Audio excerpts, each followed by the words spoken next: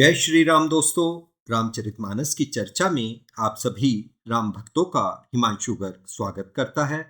अपने गुरु को प्रणाम करके आइए शुरू करते हैं दोहा संख्या 45 से दोहा संख्या 55 तक। दोस्तों, दोहा संख्या 45 से राम कथा का प्रारंभ हो रहा है। अभी तक तुलसीदास जी ने यह बताया कि राम कथा और राम नाम के क्या लाभ हैं। मंगलाचरण में अच्छे बुरे सभी की पूजा क्यों करें, आइए संक्षेप में पुनः देखते हैं। तुलसीदास जी ने अपनी रचना को मंगलाचरण से शुरू किया, जिसमें उन्होंने सभी जीवों की वंदना की है। दोस्तों, यह कथन सुनने में विश्वास नहीं होता कि ऐसा भी हो सकता है, परंतु सब में एकमात्र ईश्वर को या चेतना को या ब्रह्म को देखना ही ब्रह्मज्ञानी का स्वभाव हो जाता है। उसे किसी भी राग द्वेष या भिन्नता या प्रकृति का महत्व नहीं रह जाता और उसको सभी जीव राममय दिखाई देते हैं। इसी कारण तुलसीदास जी का मानना था कि सभी जीव, चाहे वो कैसे भी उत्पन्न हुए हों, वो रामचंद्र जी के ही बनाए हुए हैं और सब में ही जो जीव है वो राम जी ही है। आगे नाम की महिमा के विषय में बताते हुए तुलसीदास जी कहते हैं कि राम नाम मंगलों को करने वाला है, अमंगलों को हरने वाला है, और राम नाम ही वही महामंत्र है जिसको शिव जी, पार्वती जी, गणेश जी, वाल्मीकि जी सभी संत जन जपते हैं। यहाँ तक कि स्वयं श्री राम जी ने भी राम का नाम लेकर ही स्वयंवर का धनुष तोड़ा था। इसी प्रकार नाम की महिमा को बताते हैं। कहते हैं कि निर्गुण और सगुण दोनों में ही राम का नाम बड़ा है, क्योंकि निर्गुण और सगुण दोनों को ही यह नाम अपने वश में रखता है, और चारों युग में मुक्ति प्राप्त करने के लिए राम नाम के अलावा और कोई दूसरा सरल उपाय नहीं है। नाम जपने की विधि के विषय में बताते हुए कहते हैं कि आप किसी भी अवस्था में किसी भी तरह से नाम का जप कर सकते हैं, इसमें कोई भी बंधन नहीं है। इसी प्रकार उन्होंने बड़े ही सुंदर ढंग से राम कथा सुनने सुनाने के महत्व को समझाया। यह बताया कि यह रचना शिव जी के मानस से रचित है और सभी कष्टों को हरने में सक्षम है। सरयू नदी के विषय में अभी तक उन्होंने बताया कि यह गंगा जी के समान पवित्र है। अयोध्या नगरी में जो शरीर छोड़ता है वो जीव पुनर्जन्म नहीं लेता, अर्थात अयोध्या नगरी परम धाम है। आशा है यहाँ तक आप नाम का, राम कथा का, मंगलाचरण का, सरयू नदी का, अयोध्या नगरी का महत्व समझ चुके होंगे। अब श्रद्धा पूर्वक राम कथा प्रारंभ करने के लिए एक बार सब मिलकर जोर से बोलेंगे, जय श्री राम। कहते हैं प्रयागराज में मकर संक्रांति से माघ माह तक, यानी आज के जनवरी फरवरी माह में भारद्वाज ऋषि के आश्रम में एक माह के लिए ऋषि मुनि स्नान करने आते थे और वहां पर राम कथा चलती थी। सभी ऋषि मुनि एक माह के पश्चात अपने अपने स्थानों पर वापस लौट जाते थे। एक बार भारद्वाज ऋषि के मन में कथा के प्रति बहुत जिज्ञासा उत्पन्न हुई, क्योंकि वो स्वयं भी निराकार राम का ध्यान करते थे। इसी कारण उन्होंने याज्ञवल्क्य ऋषि जी को रोक लिया और उनसे आदर पूर्वक राम कथा के विषय में पूछा। दोहा 45 चौपाई 4 में याज्ञवल्क्य मुनि जी और भारद्वाज ऋषि के बीच में संवाद शुरू होता है। यह संवाद हमारे मन मस्तिष्क में ईश्वर को समझने के लिए विभिन्न जो तर्क आते हैं उनका उत्तर देता है। संवाद से हमें बहुत कुछ शिक्षा मिलती है। उसके अतिरिक्त हमें, क्योंकि रामचरितमानस को मेरे गुरुजी एक संस्कारों की पुस्तक भी कहते हैं, तो यहाँ पर हमें अहंकार, पति पत्नी के आपसी विश्वास जैसे बहुत सारे विषयों पर अनेकों शिक्षाएं मिलती हैं।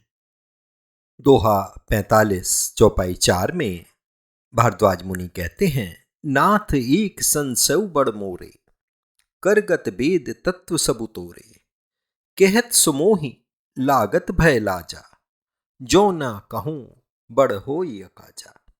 कहते हैं, हे नाथ, मेरे मन में बहुत संशय हो रहा है। आप वेदों के ज्ञाता हैं, इसी कारण आप मेरे मन का जो संशय है उसको दूर कर सकते हैं।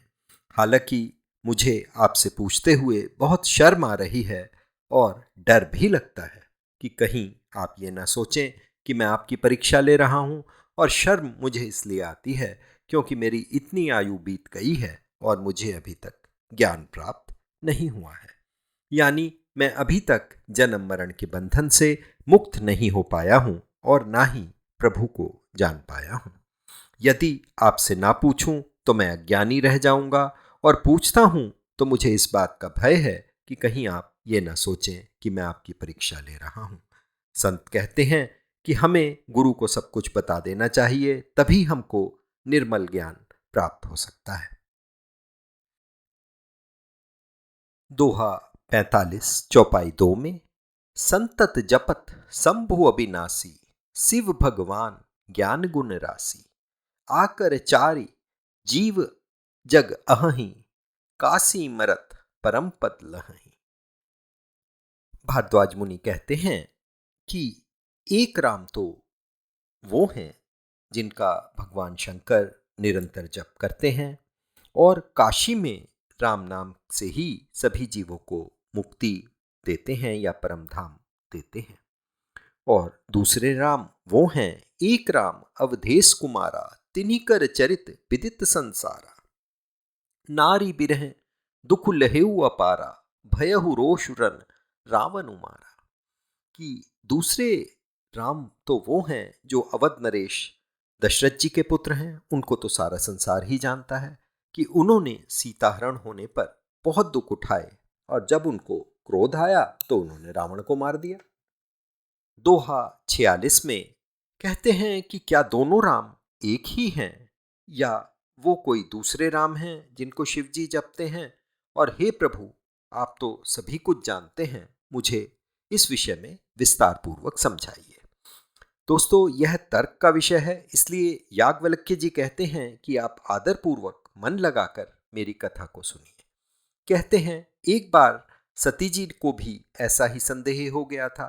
तब शिव जी ने सती जी को जो कथा सुनाई थी, वही कथा मैं अपनी बुद्धि के अनुसार आपको सुनाता हूँ। इस कथा से आपके मन के सारे विषाद मिट जाएंगे और आप जान पाएंगे कि राम कौन है। याज्ञवल्क्य ऋषि जी कहते हैं कि बात त्रेता युग की है। एक बार शिव जी और सती जी अगस्त्य मुनि के पास राम कथा सुनने के लिए जाते हैं। वहां पर मुनिवर विस्तार से शिव जी और सती जी को राम कथा सुनाते हैं। फिर शिव जी हरि भक्ति के विषय में ऋषि अगस्त्य को गूढ़ ज्ञान देते हैं। इस प्रकार कहते सुनते बहुत दिन बीत जाते हैं। फिर शिव जी वहां से वापस कैलाश की ओर चल देते हैं। बात उन दिनों की है जब पृथ्वी पर श्री हरि ने रघुवंश में यानी राजा दशरथ के यहाँ राम अवतार लिया हुआ था, और वो राज्य त्याग करके तपस्वी के रूप में दंडक वन में रह रहे थे। उसी समय रावण ने छल करके सीता जी को हर लिया था, और श्री रघुनाथ लीला करते हुए मनुष्य की भांति विरह से व्याकुल होकर सीता जी को वन वन खोजते घूम रहे थे। वो श्री राम, जिनको कभी कोई संयोग या वियोग का दुख नहीं होता, ऐसे श्री राम सीता जी के लिए बहुत व्याकुल रूप में घूम रहे थे। यह जानने पर शिव जी को श्री हरि के अवतार के दर्शन की इच्छा हुई, परंतु वो जानते थे कि अगर वो परमेश्वर से मिलने जाएंगे तो सभी लोग यह जान जाएंगे कि वो प्रभु का अवतार हैं और उनके कार्य में विघ्न उत्पन्न होगा। सती जी भी इस रहस्य को नहीं जानती थी। शिव जी के मन में भेद खुलने का डर था, परंतु दर्शनों की प्यास ऐसी थी कि उनसे रहा नहीं जा रहा था। दोहा 49 में कहते हैं, अति विचित्र रघुपति चरित, जानहि परम सुजान, जे मति मंद विमोह बस, हृदय धरहि कछुआन। अर्थात रघुनाथ जी का चरित्र बड़ा ही विचित्र है। उसको तो पहुंचे हुए ज्ञानी जन ही जान पाते हैं। जो मंद बुद्धि हैं वो विशेष रूप से मोह के वश होकर हृदय में कोई और बात ही समझ लेते हैं। शिव जी श्री हरि के नेत्र भरकर दर्शन करते हैं, परंतु अपना कोई भी परिचय उनको नहीं देते। बस जोर जोर से जयकारा लगाते हैं, जगत को पवित्र करने वाले सच्चिदानंद की जय, जगत पवित्र करने वाले सच्चिदानंद की जय हो। और उनकी खुशी अलग ही झलकने लगती है, जिससे सती जी के मन में संदेह उत्पन्न हो जाता है। दोहा 50 चौपाई 3 में देखिए कि सती जी के मन में किस प्रकार एक के बाद एक विचार उत्पन्न होते हैं। सती जी मन ही मन सोचती हैं कि सारा जग शंकर जी की वंदना करता है और इनसे बड़ा तो कोई है ही नहीं। शिव जी तो जगत के ईश्वर हैं। सभी देवी देवता मनुष्य मुनि उनको सिर झुकाते हैं। फिर ये कौन सा राजपुत्र है जिसे सच्चिदानंद परम धाम कहकर शिव जी प्रणाम कर रहे हैं और उनको देखकर इतने प्रेम से मग्न हो गए हैं कि अभी तक उनकी खुशी रोके नहीं रुक रही। दोहा 50 में फिर उनके मन में प्रश्न उठता है कि सोचती हैं कि अगर वो परमात्मा हैं तब ब्रह्म जो व्यापक बिरज अज अकल अनीह अभेद सो की देह धरी होई नर जहि न जानत वेद।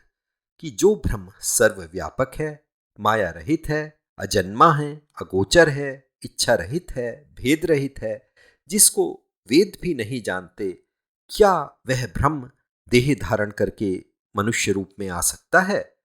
और सती जी के मन में पुनः प्रश्न उठता है कि अगर ये विष्णु जी भी हैं तो भी ये शिव जी की भांति सभी कुछ जानने वाले हैं। ये तो लक्ष्मीपति हैं, असुरों के शत्रु हैं। और भगवान विष्णु क्या अज्ञानियों की तरह स्त्री ढूंढेंगे? उनके लिए तो यह चुटकी बजाने का काम है। उनको तो एक ही बार में नजर आ जाएगा कि सीता जी कहाँ पर हैं। फिर उनके मन में विचार उठता है कि शिव जी भी झूठ नहीं कह सकते। सभी कहते हैं कि शिव जी तो सर्वज्ञ हैं। इस प्रकार उनके मन में सैकड़ों प्रश्न उठने लगते हैं और उनका संदेह गहरा जाता है। किसी भी तरह उनको समझ में नहीं आता। यद्यपि भवानी जी ने कुछ नहीं कहा, परंतु शिव जी तो अंतर्यामी हैं। वो सब कुछ जान जाते हैं।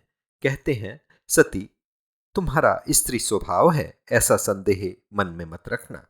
जिनकी कथा अगस्त्य मुनि ने सुनाई है, जिनकी भक्ति मैंने उनको सुनाई है, वही मेरे इष्ट रघुबीर जी हैं और जिनकी सेवा ज्ञानी मुनि सदा से किया करते हैं। हे प्रिय, ये वही हैं जिनका ध्यान सभी ज्ञानी साधु संत किया करते हैं और शास्त्र जिनको नेति नेति कहकर कि प्रभु यह भी नहीं है, यह भी नहीं है, उनकी कीर्ति का बखान करते हैं।